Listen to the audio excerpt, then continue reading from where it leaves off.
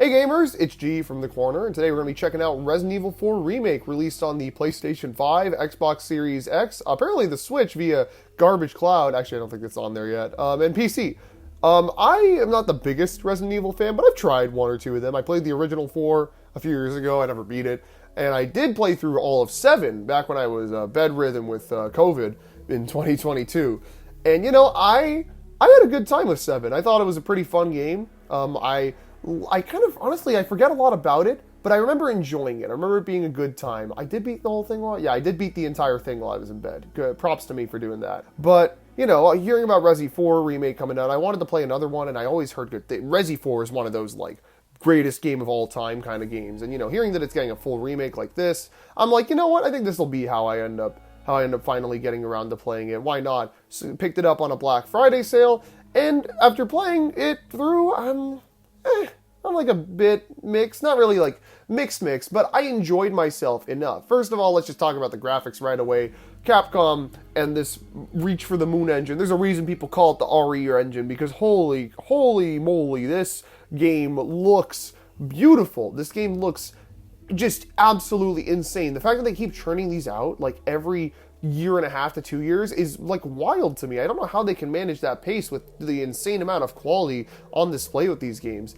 All right, like they look so good, and I genuinely hope the staff is not being crunched to deliver quality graphics like this. But yeah, no, the game looks amazing. They got good voice performances too. That's one thing I will give this game credit for. I do like the voice acting. It's a bit goofy, but like, you know, just the characterization kind of lends itself to it. You know, the very thick Spanish accent on Luis.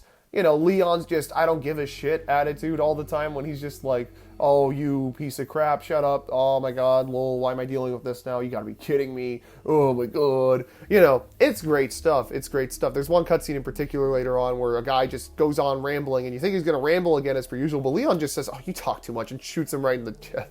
I don't know why that one killed me so much. There's a few laughs in this game, I'm gonna be honest. It's not a very scary horror game, but I think everybody knows that already. It's not a point worth bringing up. The games are so campy and funny.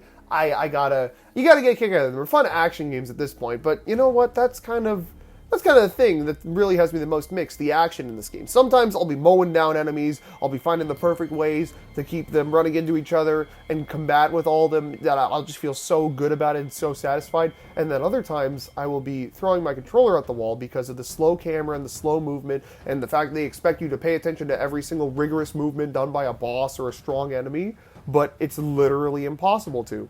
Take, for instance, and I'm going to get into spoilers for a second here, the Ramon Sazlar boss fight. In this fight, he turns into a big flower plant dude, and he kind of like zips around the entire room and starts spewing all these projectiles that create like hazardous blobs on the ground that are pretty decently big, honestly. If you run past one of them or even go close to it, it'll explode and damage you. Then he has a bunch of other attacks where he'll crash into you, he'll spit a huge explosion of goop on you. There's a lot that they expect you to keep up with. And you know, maybe I'm just complaining, maybe I'm just not good at the game. That's probably it, honestly. But I don't know, stuff like that really drives me crazy, because I'm like, this is the kind of complexity I expect from a boss, where movement is very precise and like high quality. Not a boss fight where I don't know if I'm damaging him when I shoot his weak point, and like I'm moving so slowly that I can barely dodge any of his attacks. Like there are multiple times where like I just won't even see that he placed a thing on the ground. I'll just be walking as normal, and then I'll hit it. Fights like that come up every once in a while. Actually, it's only really happened twice, maybe 3 times in this game. It happened a few more times in 7 from what I remember. But I don't know, to me it feels like something just against the game design. Like, why don't make all these precise crazy movements that I have to dodge if like I'm not able to dodge with peak precision and speed, you know? I don't know, maybe that, again, it's just a me thing. I probably just prefer faster paced action games than something like this. But I do still have a lot of enjoyment, get a lot of enjoyment out of this game. I think it's a very, very well put together game. There's a reason why all these Resis end up for like Game of the Year whenever they come out nowadays, right? Like this is a fun action over-the-shoulder game, you know? It's not one, I played on standard difficulty for the record, it's not one where I'm ever going to feel like that stressed about running out of resources, because there is plenty around for it to feel good. But again, there's plenty around for me to feel good. I feel I'm going to expose myself like crazy right now, but look, I don't like a challenge that much. Depending on the game, I'll be down for like a tough challenge. If I'm really into a game, I'll especially be down for it.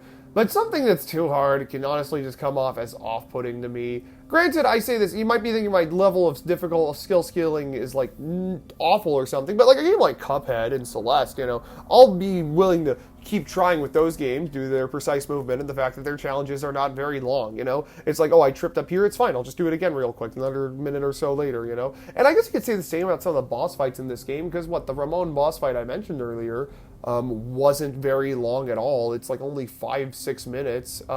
In the end, with that fight, actually, I just kind of said, screw it. I was still using the basic handgun from the start of the game. So I went back, sold that for like over $200,000, and then just bought the rocket launcher and one-shotted him. That's another positive about this game, just the amount of variety. You know, a weapon like that in most games, you wouldn't be able to do anything with a boss. But hey, you shoot it at this guy, he just dies instantly. It's cool. You know what? I like stuff like that. I think it's pretty neat whenever games have that kind of variety. It obviously requires a lot of effort, and I appreciate them for that. Oh, the puzzles were also pretty fun, too. This is the game that made me realize why people call Luigi's Mansion a Resident Evil-like, because, yeah, you're kind of running around a mansion solving puzzles. It's kind of fun. There was one chapter in particular where you went through a variety of different rooms that had, like, some enemy setups and also a few puzzles where it's, I think there was one where you had to sit at the table, and it's like, okay, you can see the guy sitting with this, so you sit with that, and then Ashley sitting. Oh my god, I forgot to bring up Ashley. So here's the thing. I forgot about this for most of the game, if I'm being honest, but the game kind of turns into an escort mission halfway through, which is just such a funny challenge. They were like, you know what? What if we made the game an escort mission? Because, you know, people don't like escort missions. Let's see if we can make that enjoyable. And you know what? I'm going to be honest, they did. It's pretty fun. But I will admit, once you get Ashley, you don't have her for very long. I don't know if this was a thing with the original, because I remember kind of stopping after I got Ashley, because I was like, bro, I already was struggling with another boss earlier. I don't think I'm going to be able to do this with Ashley. Lo and behold, in the end, you don't actually end up working with Ashley that much. She gets kidnapped a lot during this game. Like, I'm surprised how much she got kidnapped, if I'm being frank. I thought it was fine. Like, you know, honestly, they weren't the best segments in the world. They were fine. They were playable and doable, and the puzzles were fun with both of them together. And there was actually one chapter where you just play as Ashley. Leon gets trapped in a cage, and Ashley just has to kind of go around and do some puzzles. And that was pretty fun, but then Ashley gets captured, and you're stuck to just Leon again. It's whatever, you know, that's how the game works, and I'm sure they realize that it's not the most fun thing in the world. I kind of forgot about Ashley, like, halfway through the game. I'm like, yeah, we're just gonna go save her. Oh, yeah, she does kind of work with me at some points during the game. Still a very fun game. Again, I don't want to undersell it. This is a game for me, personally, that had a lot of highs and a lot of lows, and I'm sure there are some people who will say the game is all positives. I haven't tried the Ada Wong DLC yet. I've been looking to try that out very soon, the separate ways. I'm curious how that is, because, I mean, I think you get to play as Ada, so it's like a different character, different gameplay perspective. And once I'm done with this, I think the next one I'll go play is Village, because, you know, I kind of wanted to check that one out a while ago, and it usually goes on sale for, well, it keeps going on sale for cheaper and cheaper. I'll see it for like $10 sometime soon, and I'll be like, yep, that's it, we're playing it. But, yeah, that's gonna do it for this review. I really enjoyed the game. I think anybody who checks it out will as well. Not my absolute favorite of last year, this year, whatever time it is when you're watching this video.